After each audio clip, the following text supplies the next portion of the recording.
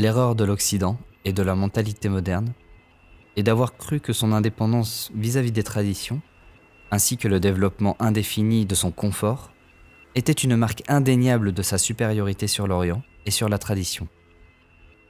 Serait-ce à ce titre qu'il impose à toutes et à tous son histoire et son modèle ? Qu'il prétend avoir mieux compris la sagesse orientale que les orientaux qui la connaissent intégralement et la pratiquent ? Son agitation scientifique, rationaliste et matérialiste justifie-t-elle son mépris pour l'ésotérisme ? Au passage, serait-ce calcul de sa part que de ranger ce dernier dans le même tiroir que l'occultisme, entre quelques torchons New Age ?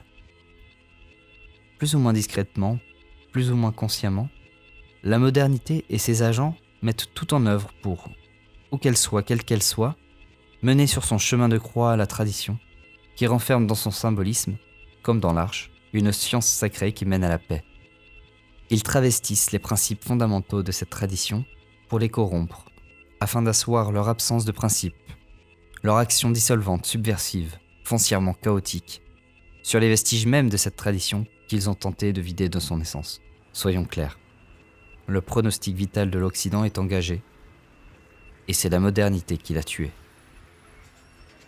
Si seulement il délaissait toute son agitation, toute son avidité, et tout son philosophisme, qu'il ne voit plus comme tel et que des hommes, bornés par leur raison ou leur intérêt, ont bricolé au cours de ces derniers siècles, plutôt que de fouler des sentiers battus et rebattus, en direction d'une vérité révélée, rabâchée, multimillénaire.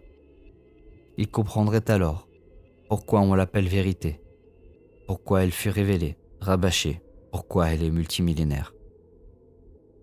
Il est possible, puisque ce ne sont pas des paroles faciles à entendre, que beaucoup ne puissent accepter les remèdes, surtout venant d'un moi qui n'est personne. Seulement voilà, puisque tout pouvoir temporel émane d'une autorité spirituelle à laquelle il se subordonne naturellement, sans quoi il se perd lui-même, sans laquelle il serait néant, la révolution ne pourra s'opérer que par une guerre qui se joue dans le cœur. Non une lutte faite d'armes mécaniques à l'encontre d'instances politiques, mais bien une lutte contre tout ce qui, en nous, s'oppose à l'autorité supérieure, traditionnelle, spirituelle, seule garante de l'harmonie intérieure. Une lutte faite de patience, de confiance et d'abnégation, dirigée contre toutes ces passions mal orientées et qui, trop souvent, minent nos âmes et nos consciences. Cette lutte est impossible tant que nous n'admettrons pas qu'un mal sévit avant tout en nous-mêmes, en chacun de nous-mêmes, et que ce mal exige une guérison. Tant que nous préférerons déléguer les rênes, par paresse ou par complaisance, à un cancer que nous cajolons, une bête sauvage et insatiable, notre âme passionnelle, notre ego. Oui, ce monde ne se perfectionnera jamais, tout du moins pas tant que nous ne comprendrons pas que c'est d'abord nous que nous devons perfectionner quotidiennement, non nos gouvernements, et que ce combat que nous devrons léguer à nos enfants ne s'achèvera qu'à notre mort. Seulement, combien parmi nous, s'étant fait courtisans de la quantité, ont abandonné toute lutte ? Combien s'étant crus rois du monde, ne peuvent ni ne veulent ne rien entendre ni ne rien voir ? Combien, plus sensibles aux signes des temps que d'autres, apercevant ces derniers avec effarement, préfèrent malgré tout se vautrer plein d'enthousiasme dans la chute ? Combien préfèrent se lamenter, déplorer la crise, plutôt que d'oser désigner le coupable ? Comme si se moquer, évoquer ou se plaindre d'un crime était faire davantage justice que d'accuser, juger puis écrouer le criminel. Mais l'apanage d'un incurable fou n'est-il pas d'ignorer sa folie pour s'y complaire impuissamment ? Il s'agit désormais de rétablir l'équilibre, de rallier sa juste place dans cette vie à la fois si simple, à la fois si complexe, extraordinaire, et que la raison seule, même saine, ne peut appréhender. Oui, tôt ou tard, le champ de la raison bute sur un plafond, parce qu'il ne se limite qu'à ce monde physique, qu'à une infinitésimale partie de cette réalité dont nous avons tous plus ou moins l'intuition. Une réalité qui ne se goûte que par une connaissance supérieure, spirituelle, métaphysique, elle dont les limites sont inexistantes, puisqu'étant au-delà de la physique, elle qui est la seule qui puisse offrir la liberté, au sens absolu du terme.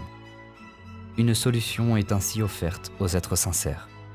Apprendre à se connaître soi-même, en respectant et se rattachant à une doctrine orthodoxe traditionnelle, détentrice légitime des clés indispensables à cette étude, et que des ancêtres gorgés de sagesse ont su retransmettre puis adapter à la marche du temps.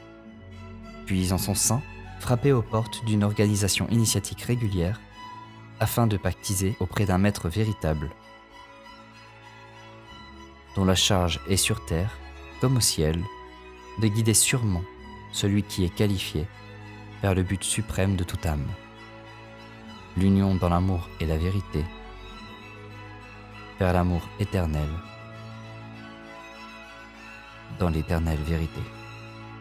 Parce qu'il recherche la vérité et se préoccupe de questions que l'on qualifie de métaphysiques, mais qui sont en fait les seules qui préoccupent tout le monde.